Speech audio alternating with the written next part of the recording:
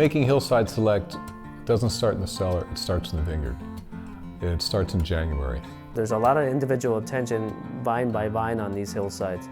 A lot of the guys that come here to prune are trained to size up the vine. In other words, if the vine is small and struggling, then you don't leave a lot of wood.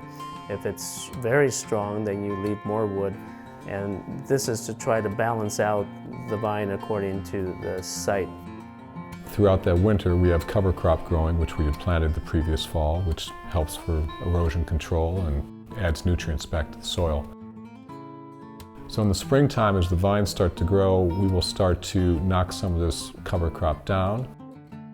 Usually we just mow it and let it go dormant. Sometimes if it's a new vineyard, we would mow it and actually disc it under so there's not competition for the new grapevines.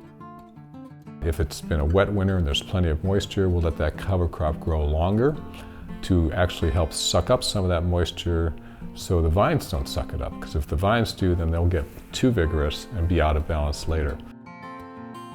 In the springtime, the vines start to grow. Then we'll get into what's called suckering, removal of some of the shoots, allowing for 1 or 2 shoots depending again on the vine. If the vine is smaller and cannot handle, we leave 1 shoot. If it's more vigorous, we'll leave 2 shoots. What we're trying to do here is actually produce grapes that are ripe all at the same time within vineyard blocks.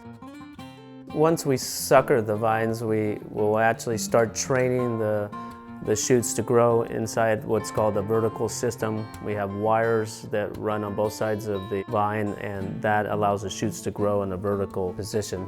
This allows for maximum sunlight and therefore more balanced grapes upon harvesting, and therefore more balanced wines.